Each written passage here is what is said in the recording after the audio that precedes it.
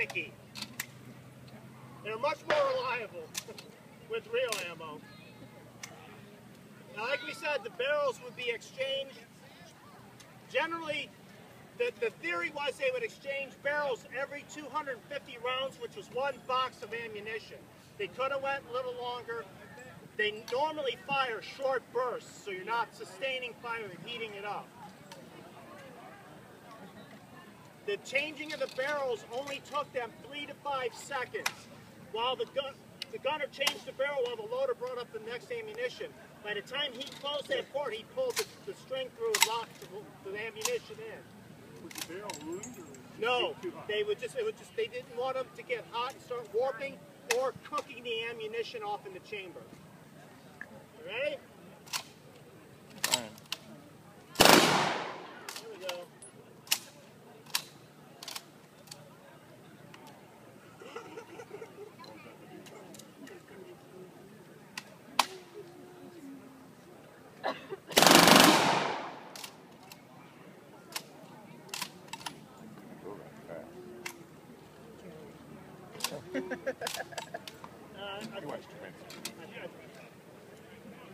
Try one more.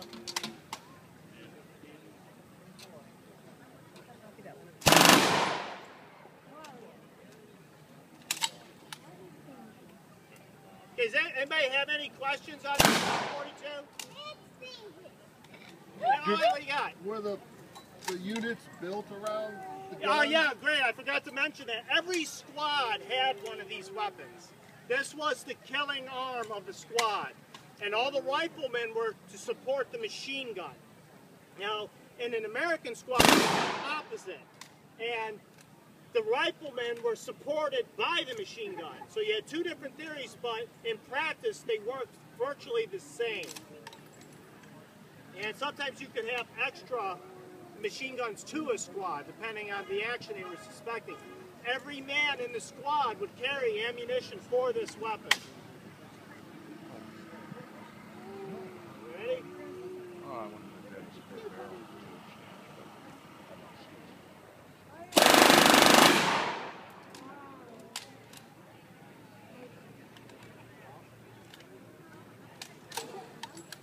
I'm gonna move on. Can they do a barrel change, or don't they have a spare? We can't do a barrel change on this one because this barrel's pinned in for legal reasons. Okay. So we can't do that. The next weapon we're going to talk about is a weapon you've probably seen in the hands of every German soldier. We're going to talk about the stick grenade. How many people are familiar with seeing the stick grenade? Okay. Do you know why it's on a stick? Is anybody, right? You can throw it a lot farther than a regular unit. Well, that's true. You can throw it a lot further. But what do kids play? What sport do they play in America? Baseball. What sport do they play in Europe? Soccer. Exactly. So their throwing arms they don't think of it as the same way as the Americans did. So they came up with grenades on a stick. Pretty much every European nation at one point had their grenades the same way. But through the course of history, they've changed them to a round one. So all German grenades are concussion grenades. It means there's no shrapnel. Reason for that is Germans use grenades in such a way as to confuse the enemy. They would throw them, shell shock them with a grenade, and then the squad could move in on them while they're stunned. And that was the theory. In a defensive position, they could put a fragmentation sleeve over the warhead if they needed a shrapnel effect. This grenade has a 4.5-second fuse. So once you would open it up at the bottom and this little bead would come out. You see that little bead? That is your fuse. You pull that, 4.5 seconds later this grenade explodes. So when you see in the movies, the German soldier throws the grenade at the Americans and they throw it back. It didn't happen that way. They also had some different size fuses. They would have a 10-second fuse for demolition, but they would also have a 1-second fuse. But what do you think they used the 1-second fuse for? Tanks. For what? Tanks. No. What do you think they used it for? Bunkers. Booby traps. They would take the 1-second fuse and they'd leave it behind. enemy troops to move forward. Well, yeah, I'll throw their ordnance back at them. So they pull the pin 1 second later. Here's where the grenade is when it explodes. So the Americans and the British issued orders, do not use their unexploded munitions. The Russians, however, never learn.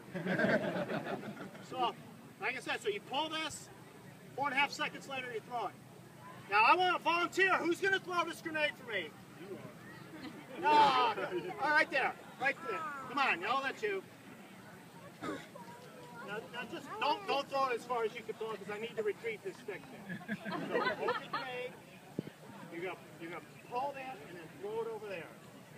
So I don't know if it ignited or not. I think it pulled off. Yeah, I think it pulled off. That's one of the boys. Okay, sorry. All right, let's talk about our next weapon. Who's going to pick it up? Who knows what this is? It's an MP. What is this? MP40. This is a machine pistol. This is a submachine gun. This is full automatic only.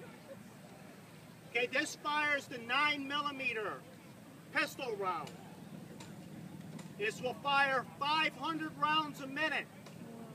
And it has a 32-round magazine. It's a very short-range weapon. This weapon's only good for about 300 yards. One of the reasons for that is the typical job of the squad leaders who carried this weapon was to direct their squads in battle and not to fire until they needed to. Just like the machine gun, there was an MP38 that was milled.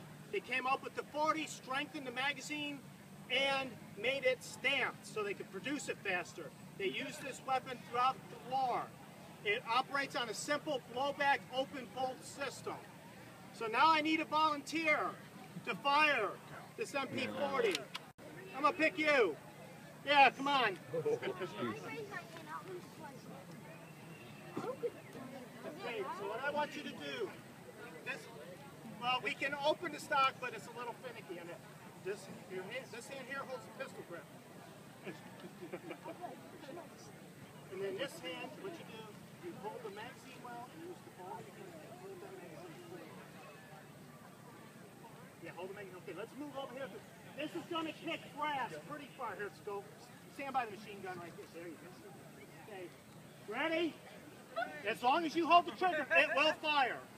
Go ahead. You just... Go ahead. You see, it's kicking that brass pretty high. That's the MP40. Are there any questions?